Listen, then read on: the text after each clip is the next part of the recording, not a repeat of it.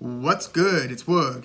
We are continuing our Grammy Awards coverage. We have gone through several of the categories. We are predicting winners, discussing some of the categories' histories, and now we are at our final two categories. And the one that we are taking on today is Album of the Year. This is one of the four major categories for the Grammys. The four major ones are Record of the Year, Album of the Year, Song of the Year, and Best New Artist. So today we are going through the 10 nominees, which, this has been expanded a couple times. When this award started in the 1950s, there were only 5 nominees. Now we're all the way up at 10. So we're gonna discuss some of the nominees, and again, we're gonna talk about some of this very exciting and important category's history. It started in 1959, and the first winner of the award was Henry Mancini, who was a singer. He was the man at the time, and he had done soundtracks because soundtracks were some of the, the biggest music producers, like the biggest songs of the years were coming on soundtracks of the most popular movies. So Henry Mancini won with the music from Peter Gunn, and then Frank Sinatra won his first of what would eventually be 3 awards in this category. So Frank Sinatra is a 3-time winner,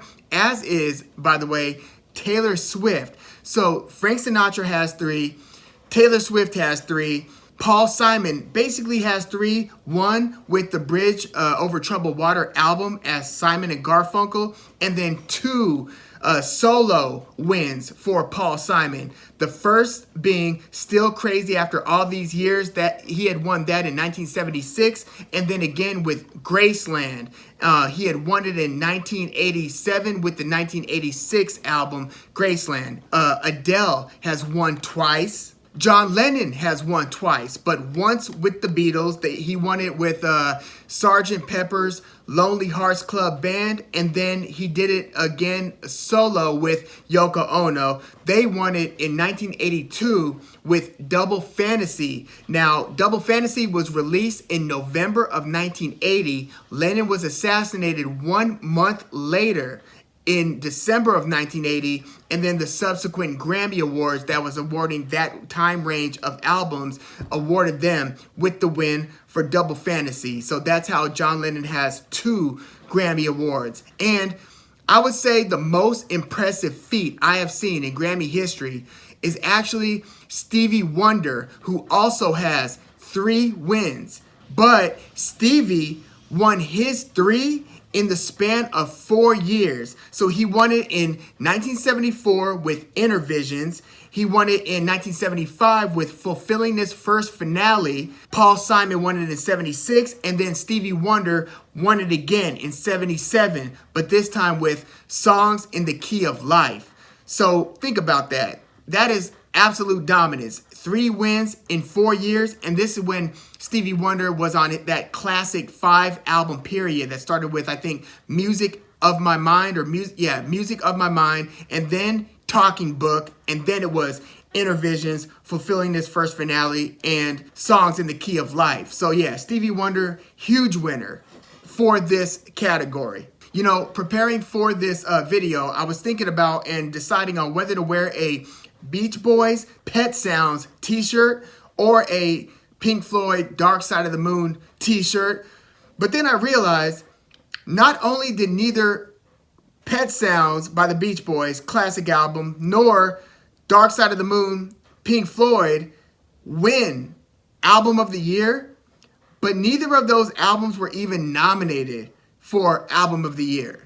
Think about that. So the Grammys don't always get it right. They often actually get it wrong, especially as the years pass and, time kind of elevates certain albums as classics and then renders other albums that were hot when they came out into mere obscurity, where you look at some of the winners in this category and you're like, what the hell? I've never even heard of that album, or sometimes even artists, but that was just what it was at the time. And then you've got, bona fide winners where it felt like a classic when it was released, and time still holds it as a classic, like Fleetwood Mac winning with Rumors in 1978. As I mentioned, the Beatles winning with Sgt. Pepper's in 1968 with the 67 album Sgt. Pepper's Lonely Hearts Club Band. U2 winning with Joshua Tree in 1988. Quincy Jones, by the way, has won multiple times, but not always as a lead artist. Thriller, the classic Michael Jackson all-time highest selling album, won it. And then years later, Quincy Jones actually won it for a 1990 album, Back on the Block. He won that in 91.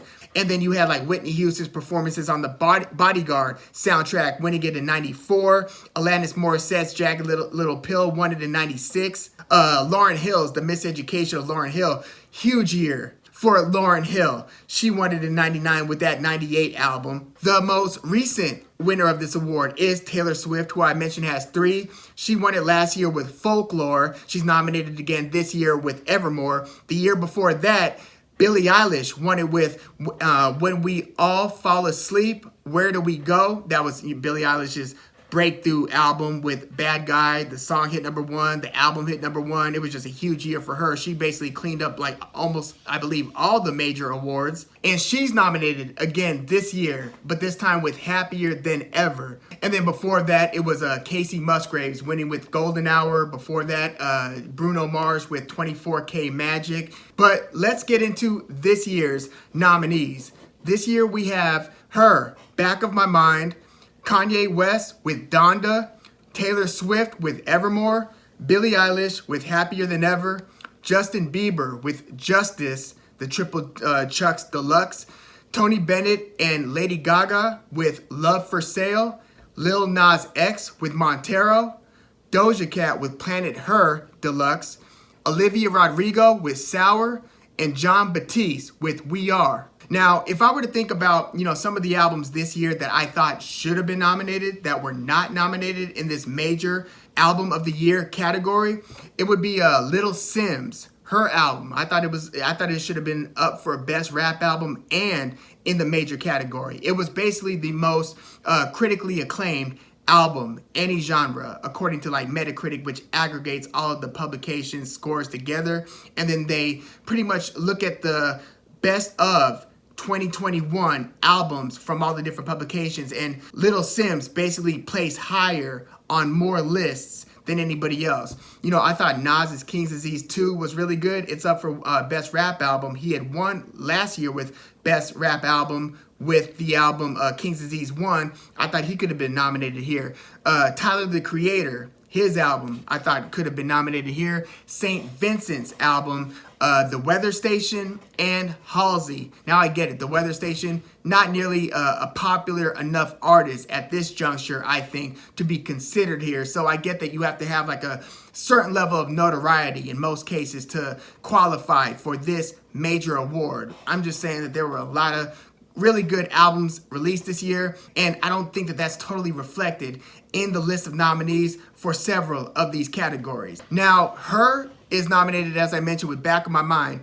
She's won several Grammys already in her young career. In fact, I feel like she is nominated more frequently in these last 3 years than just about anybody else I could think of who doesn't have out of this world like commercial success or out of this world critical success.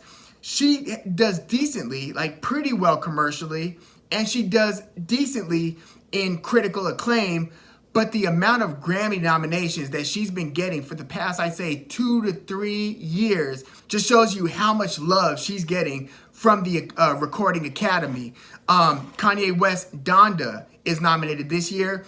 I don't think he's gonna win it. I just think that he's out of the good graces of so many different people and entities. Like, his performance was basically banned because of his online behavior in the wake of his divorce and so forth. And Kanye West is not going to win with Donda. He just isn't a beloved enough figure at this moment, even with the Netflix release of it was a great documentary, but his agitation, so to speak, has just rubbed too many people the wrong way. I don't see him being rewarded with winning Album of the Year, which he has not yet won an Album of the Year award, which is kind of crazy. I think that he should have probably won it with My Beautiful Dark Twisted Fantasy And even Yeezus, I don't think Yeezus was as good as that one or as good as a couple others prior to that. But Yeezus was basically the most critically acclaimed album in the year that it was released. So he could have won it with that album as well. But yeah, he has yet to win Album of the Year in the major category. So I don't think he's going to win it with Donda. But if they do give it to him, it would feel like a makeup call for all the times he hasn't won it in the past. Now, Taylor Swift, she's nominated with Evermore, which, you know, she cleverly kind of timed the release of this album because it was released late 2020, late enough for her to win with her prior album, Folklore. As I mentioned, she won Album of the Year last year with Folklore, but she positioned and released Evermore just at the end of 2020, so it would technically qualify for this 2022 Grammy Awards because of how the time ranges are set up. Clever move. I don't think that was by accident, but I don't think they're going to award her, having already won 3 Album of the Years. I don't think they're going to reward her back to back with both Folklore and Evermore, as Taylor Swift has kind of branched off into this more indie folk, dream pop-ish style of music. Very different from her pop styles before. I don't think that she's going to win back to back with Folklore and Evermore. Even though Evermore, it did hit #1 on the Billboard charts, as did Donda. Hers, Back of My Mind, hit #6 on the Billboard 200. But Evermore hit #1 on the charts and was the #19 most critically acclaimed album of 2020. All these other albums were released 2021, but Taylor Swift's Evermore was #19 critically and it hit #1 on the Billboard 200. But I don't think she's gonna win it with Evermore. Billie Eilish, Happier Than Ever. She's been winning a lot lately, even with, you know, some songs that were like soundtrack songs that weren't even placed on an album. I don't think that she's going to win it with Happier Than Ever. I just don't think they're going to give it to Billie Eilish with 2 out of 3 years. But one thing I do want you to consider is, if you look at how these awards are distributed. Basically, anybody who played a part on the album is given an award. Like all the producers, all the songwriters, all the featured guests, the recording artists, like they all get an award with these. And you look at these albums, and if you were to pull up their Wikipedia or something, you would see that there's sometimes 50 names or more attached to one album, which makes it kind of refreshing when you see Happier Than Ever. There are only 2 or 3 or maybe 4 or 5 people who are credited. It's basically a couple of engineers, the masters and mixers, engineers, and then it's Billie Eilish and her brother Phineas, who's producing all of the music. So, when you have a Justin Bieber album, you see the tons of guests, tons of producers, tons of songwriters. It's the most focus group thing you could think of, which I do like the Justice album. It's got some really good songs on it, but it is refreshing to see an artist like Billie Eilish, where it is largely in-house in terms of the development of the song and the execution of the songs. But Billie Eilish is nominated with Happier Than Ever. I think she's got a greater chance than Evermore, Donda, and Back of My Mind to win this, but I don't think she's going to be the winner, nor do I think Justin Bieber's going to win it with Justice, even though it seems like everybody and their mama played a part on this album. So if the voting was, largely voted on by people who had some skin in the game, I could see how having all these people work on your album could help your chances of winning an award. But yeah, I like this Justice album a lot. Not only the singles like Peaches and Ghost, that Ghost of You, if I can't get close to you, I'll settle for the Ghost of You song. Really good song, but there's another song that's actually pretty damn folky by Justin Bieber standards. The song is called Off My Face. It's track 4. It's probably my favorite song on the album. It's just a really nice tune, great melody, and it's a little bit more stripped down production wise than some of the other stuff. Not that the stuff with more production is bad by any stretch. Again, I think that this is a really good album. He obviously also had that other single called Lonely, but it's the song Peaches that's actually nominated this year for, I believe, Song of the Year and maybe even Record of the Year. And that song features Daniel Caesar and Giveon. But yeah, I really like the song Off My Face. So yeah, Justin Bieber's nominated with Justice, the Triple Chuck's Deluxe album. He didn't place among the top 30 most critically acclaimed albums, but the album did hit #1, like multiple other Justin Bieber albums have as well. So yeah, #1 album, wasn't as crazily critically reviewed, but yeah, I think that he's got an outside shot at winning this award, but I don't think that he's the front runner by any stretch, nor do I think Tony Bennett and Lady Gaga on their duets. This is the second time that they've done a duets album where they're singing standards basically with a kind of orchestral instrumentation. This one is called Love for Sale. It peaked at #8 on the charts, which is high for that type of an album, but it does have Tony Bennett and Lady Gaga, like two legends basically. It wasn't among the top 30 greatest critically reviewed albums of the year, but you know, I wouldn't be totally shocked if this album does win it. I don't think it should, but sometimes with these awards, okay, sometimes you'll see the winner actually be like, you know, what the most relevant album and the greatest seeming album was of the year, like the album that made the most noise, you know, like when Daft Punk won it with Random Access Memories, people weren't too shocked or surprised. When Adele wins it, they're not surprised. When Arcade Fire won it, I was pretty surprised when they won it with The Suburbs, but like when Taylor Swift wins it, it's no surprise. But then you have other cases where they kind of give somebody like a lifetime achievement type of award. You know, Led Zeppelin's never won it before, but they gave it to Robert Plant and Alison Krauss in 2009 with Raising Sand. They did it with Herbie Hancock, who was, you know, a much older artist than like Amy Winehouse, who released Back to Black that year, or Kanye West, who released Graduation, but they gave it to Herbie Hancock with River, the Joni Letters. So it was like a tribute to Joni Mitchell type of an album. But you see them do it this every now and then. They did it with Ray Charles after Ray Charles passed away. This was 2005. Ray Charles and various artists won it with Genius Loves Company. So they beat like Green Day's American Idiot and Kanye West's College Dropout and Usher's Confessions and Alicia Keys' The Diary of Alicia Keys. Like, these are 4 like major albums that all lost out to somebody basically getting a, you know, lifetime achievement style award. In this case, it was Ray Charles, but they do it sometimes. So I could see Kanye West kind of having a gripe with, you know, losing this year to Ray Charles, losing another year to Herbie Hancock, when these are basically artists who had their heyday, their biggest heyday, in the case of Ray Charles, like in the, you know, 50s, 60s, and then in the case of Herbie Hancock, 70s, 80s. So if Tony Bennett and Lady Gaga win it this year, it'll basically be one of those types of wins where, like, you'd be hard pressed if you went out into the streets and asked, you know, just did a poll and asking people what their favorite album was of the year.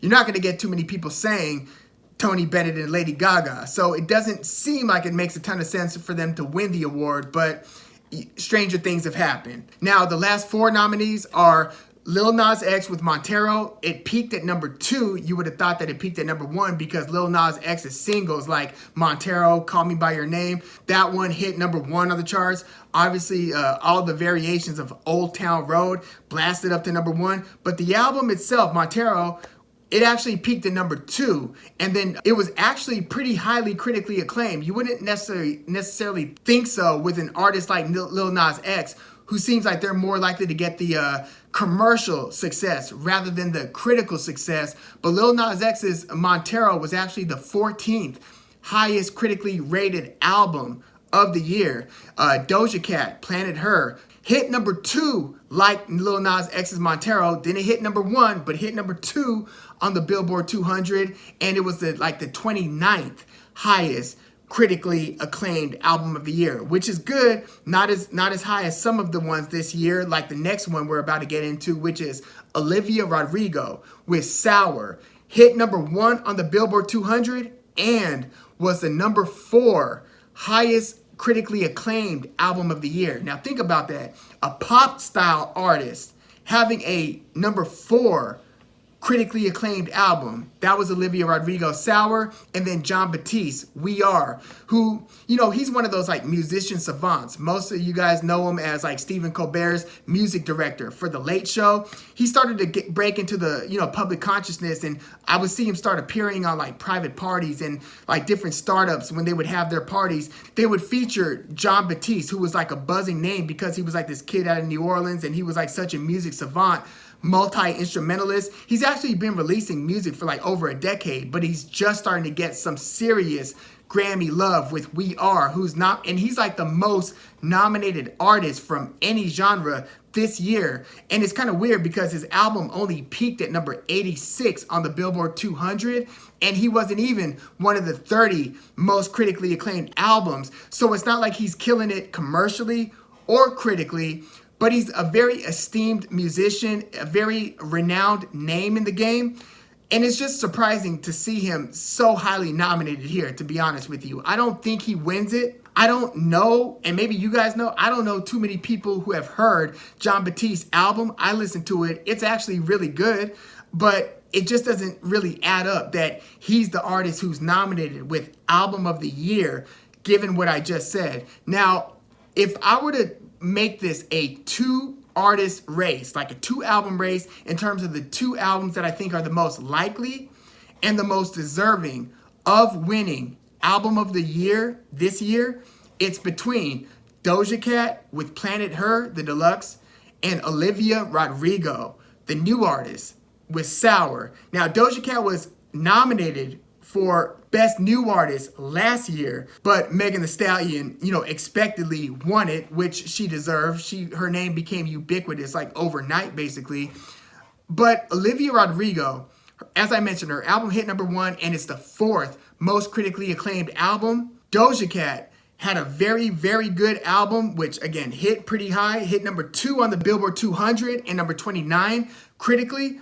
And it just has like one good song after another. It's one of those things where you might be surprised. You might not, think that you are a Doja Cat fan until you start listening to the music. You're like, damn, this song's good. Well, damn, this song's good. And she just has a ton of good songs on this Planet Her album. So she's being nominated for like multiple songs, like Kiss Me More featuring SZA is nominated, I believe, for like Song of the Year and maybe even Record of the Year. And then she's got a different song that's nominated for Best Melodic Rap Song. And that one was Need to Know is nominated there. So yeah, every time I listen to this album, I'm like more and more surprised at how much I like it. But Olivia Rodrigo, her versatility on this album, she plays some of her music, she writes, these songs, and this is her debut album, and she is nominated in just about all the categories that matter. So she, had a couple years on that show, High School Musical, a few years ago, and then she just broke out and became a viral sensation with the song Driver's License, right? So it would be one thing if you just had that killer song, but didn't back it up with songs that were like as good or better. But then when she finally released the album Sour, I can honestly say that Driver's License isn't like one of my favorite songs. As successful as that song was, it's not one of my favorites from the album. Like the track 2, Traitor, brilliant song, great song. It's like, I think that should have been one of the songs of the year. The way that it's written, the way that it's executed, the melody of the song, even the concepts. Like, this is obviously like a breakup album, but the way that she's like getting into it and the versatility of the songs. Like, you've got Traitor, which sounds nothing like the song that comes after it, Driver's License. So Traitor's track 2, Driver's License track 3. Track 1 of the song on the album is really good. That song's called Brutal. It's the album opener. Very good song. Sounds nothing like track 2 or track 3. And then you've got other songs like Deja Vu that peaked super high on the charts. Good For You, I think, hit number 1 on the charts. And that one's more of like a straight up rocker. So she has multiple songs that hit number 1. And again, the album hit number 1. Enough For You is another good song. Happier is another good song. The album Closer, Hope You're Okay, is a really good song. But yeah, my favorites would probably be Traitor, maybe the album opener, Brutal, Good For You, and maybe Happier. I'd say that those might be my favorite 4 songs. Notice I didn't say Driver's License. And again, that was the viral smash that started this whole thing. And she's also another one of these artists that doesn't have like 100 people working on her album. So the fact that you've got this young, she's like 17, 18 or something, artist who's writing these songs, developing and singing these songs. She's got the voice, you know, she's got the talent, she's got the versatility. She's got both the sensational commercial success and the critical success. As much as I like the Doja Cat planted her album, I actually think that this new artist, which you don't want to get into too big of a trend where, you know, new artists are winning with album of the year, like Billie Eilish just did a couple years ago. But exceptions can and should be made. I think this is one of those special exceptions. I think that not only is it, like, if you were to just play the albums, not only is Olivia Rodrigo's album like the best album from front to back out of these 10 nominees, but it's also, again, the most commercially successful and the highest critically acclaimed album out of these 10 nominees. So to me, yeah, I think that it should go to Olivia Rodrigo's album, Sour. But yeah, let me know what you think about these nominees. What do you think about this category? Who do you think should win this award? And who do you think will win this award? Again, I think that it should be between Doja Cat and Olivia Rodrigo, but I think it should ultimately go to Olivia Rodrigo with Sour. Please like the video, subscribe to the channel if you love music like I do. I'm Woog. Thanks for tuning in.